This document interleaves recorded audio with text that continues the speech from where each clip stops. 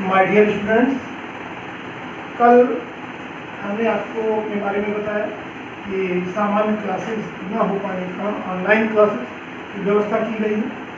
और जैसा कि कल हमने आपको बताया था कि हम प्रतिदिन आपको थोड़ा थोड़ा मटेरियल देंगे जो आप पढ़ेंगे भी और उसका नोट्स भी बनाने का प्रयास करेंगे।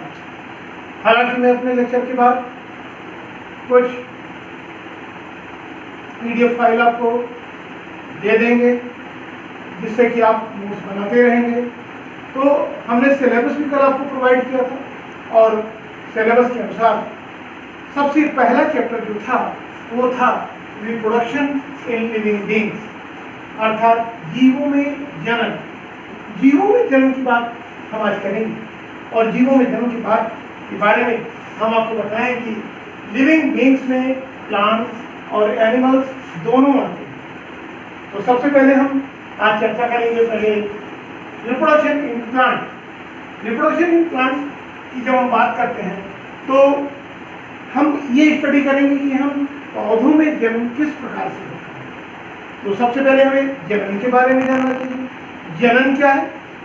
प्रत्येक जीव, चाहे वो जंतु हो अथवा पादप हो, अपने ही समान नए संतान को उत्पन्न करने की क्षमता रखता है और इस प्रक्रिया को ही जनन के नाम से जाना जाता है।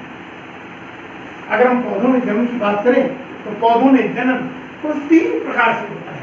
एक वेजिटेटिव रिप्रोडक्शन, दूसरा एसेक्सुअल रिप्रोडक्शन और तीसरा है सेक्सुअल रिप्रोडक्शन।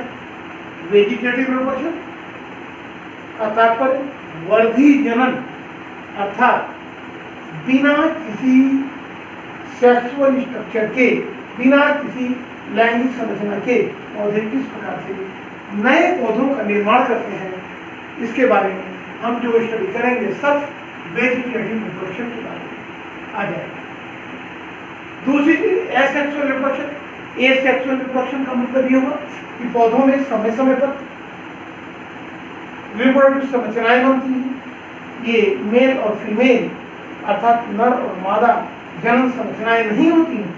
इनके बिना पौधों में कुछ ऐसी संरचनाएं बनती हैं जिसके द्वारा पौधे अपना नया शारीरिक संरचना धारण करते हैं, अर्थात नई संरचना को पैदा करते हैं।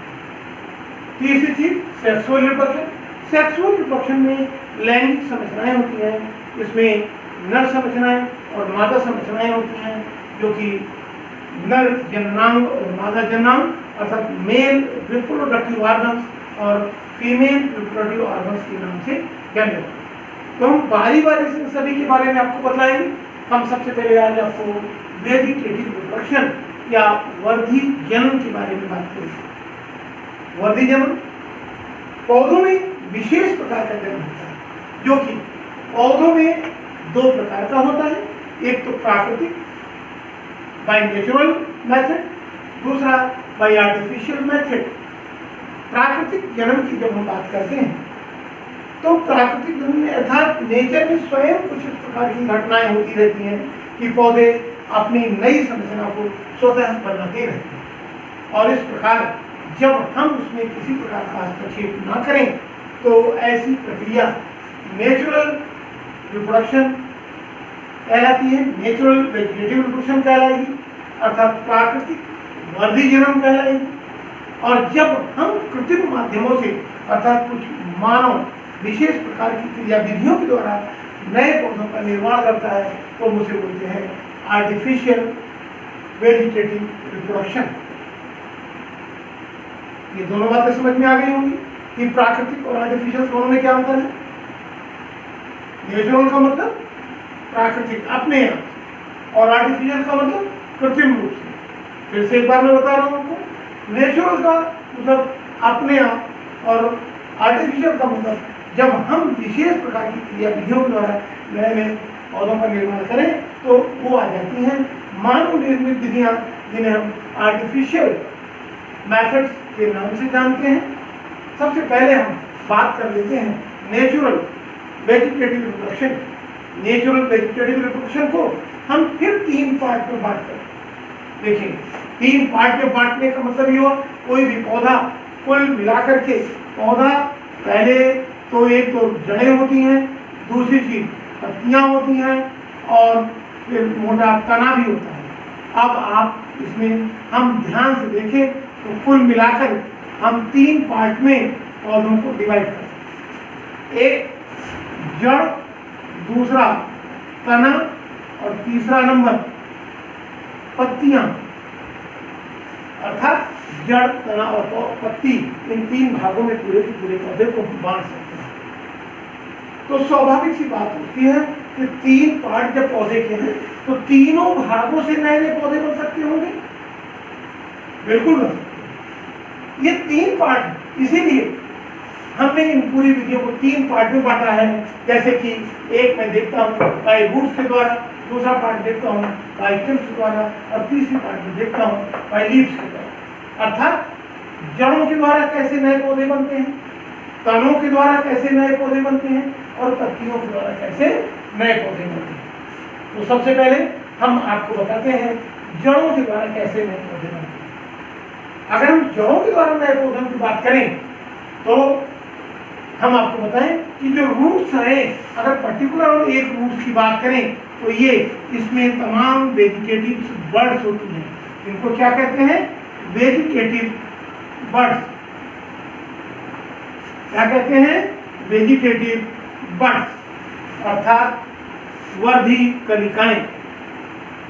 सामान्य रूप से जड़ों में ऐसी कलिकाएं नहीं होती हैं, परंतु विशेष परिस्थितियों में नए पौधों को उत्पन्न करने के लिए जड़ों में भी कुछ विशेष प्रकार की कलिकाएं पाई जाती हैं और इन विशेष कलिकाओं को हम वेजिटेटिव बर्ड्स के नाम से जानते हैं या वर्धित कलिकाओं के नाम से जानते हैं। ये वर्धित कलिकाएं मिट्टी के अंदर ही ग्रो करती हैं, पूरी की पूरी जड़ें इधर उधर चारों फैलेंगी और फिर उनमें से वेजिटेटिव बर्ड्स से नई नई कलिकाएं ग्रो करके ऊपर की ओर बढ़ करके नए नए पौधों का निर्माण करेंगी और नए, फिर हम चाहें तो ये कट कर दें अगर हम यहाँ से, तो ये सेपरेट नया प्लांट बन जाएगा, नया पौधा बन जाएगा। पहले तो मदर प्लांट में ही जुड़े रहेंगे, लेकिन बाद में जब ये वेजिटेटिव बर्ड से न्यू ग्रोथ होकर नया प्लांट बन जाएगा तो फिर ये मदर प्लांट से अलग उठ जाएगा और इस प्रकार ये नए पौधों का निर्माण। हमारे आसपास तमाम ऐसे पौधे हैं जिनमें कि रूट के द्वारा वेजिटेटिव बर्ड्स के माध्यम से नए नए पौधे निकलते हैं। जैसे कि हम आपको बताएं, एक डहेलिया एक सामान्य पौधा है। डहेलिया जो कि फ्लावरिंग प्लॉट में गमले में हम लगाते हैं, बड़े बड़े फूल होते हैं उसके, सर्दियों में खिलते हैं। उसके बाद एस्पेरेगस या स्वीट पोटैटो, स्वीट पोटैटो जानते होंगे सभी लोग। डहेलिया मान लीजिए आपने अभी नहीं देखा, एस्पेरेगस नहीं देखा, बुक में देखेंगे, डायग्राम में देखेंगे, परंतु स्वीट पोटैटो शकरकंद जिसे बोलते हैं, जिसको आपने आसानी से देखा।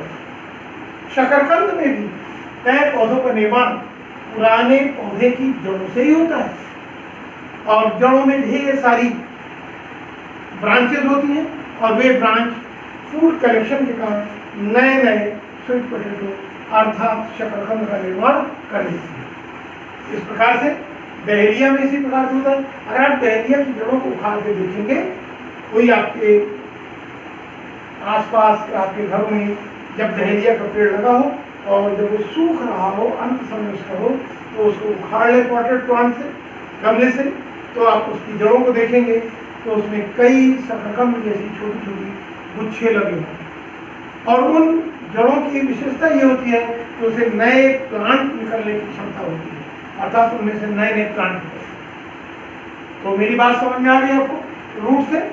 इसके मैंने 3 एग्जाम्पल आपको दिए, डहेलिया, एस्पेरेगस और स्वीट पोटैटो अर्थात शकरकंद। अब नेक्स्ट पॉइंट की हम बात करते हैं बाय स्टेम के द्वारा। स्टेम मीन्स तना। तने के द्वारा किस प्रकार से हम नए नए पौधे निकलते हैं, ये अपने से निकलते हैं। तने में तमाम ऐसी संरचनाएं बन जाती हैं जिससे नए पौधे के निर्मित होने की संभावनाएं पनप जाती हैं। तने के कई रूपांतरण होते हैं, जैसे हम आपको बता दें कुछ रूपांतरण मैंने व्हाइट बोर्ड पे लिख रखे हैं।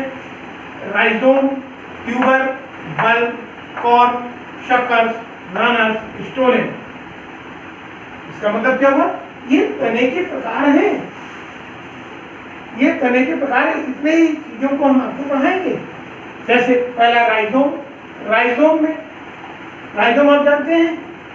नहीं जानते हैं तो जान लीजिए। मिट्टी के अंदर, जैसे ये अर्थ है, अर्थ के अंदर इस तरह से ग्रो करता है और ये ऐसे क्षैतिज हॉरिजॉन्टल कंडीशन में ग्रो करता रहता है, जैसे कि अदरक।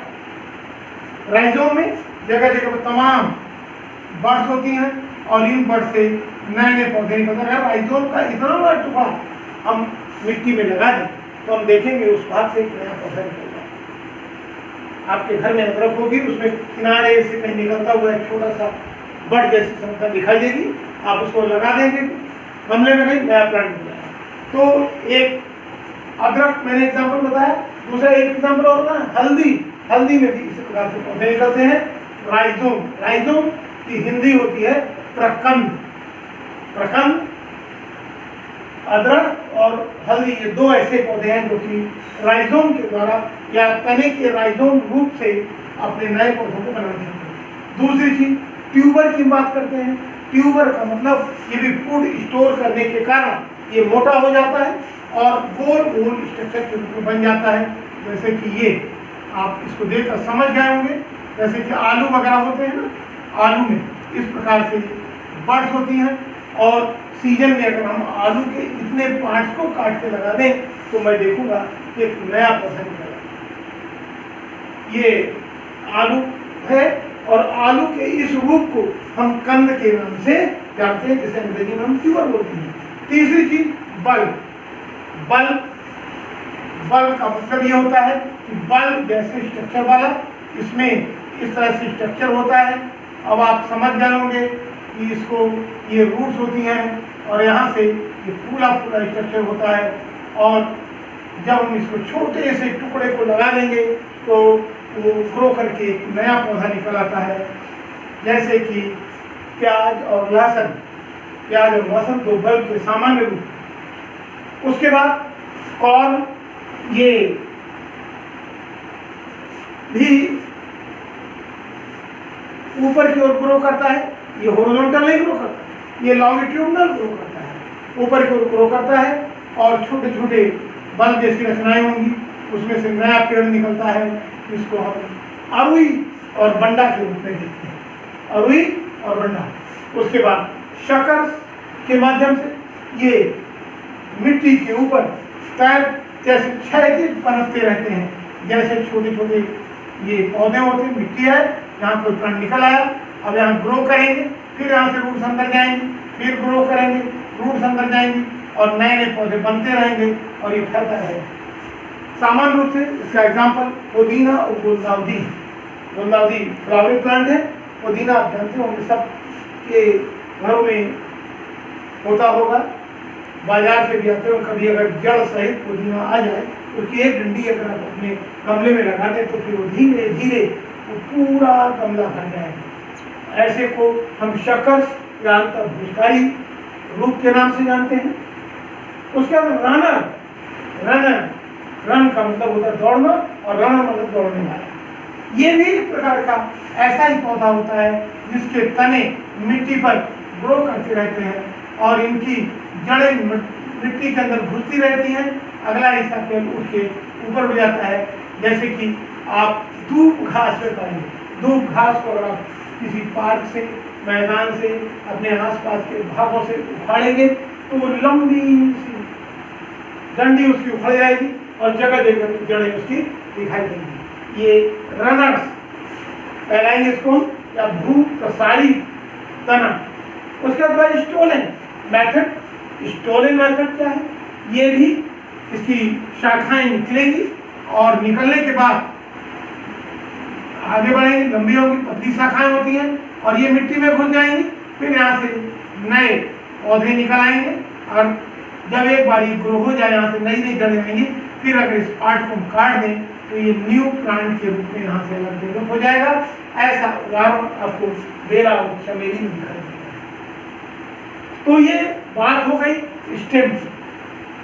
हमने आपकी जड़ की बात की, तने की बात की और अब एक बचा है लीफ या पत्ती। पत्तियों से भी नए पौधे निकलते हैं। पत्तियों से नए पौधे निकलने का सबसे अच्छा एग्जाम्पल आपको ब्रायोफिलम अजूबा में।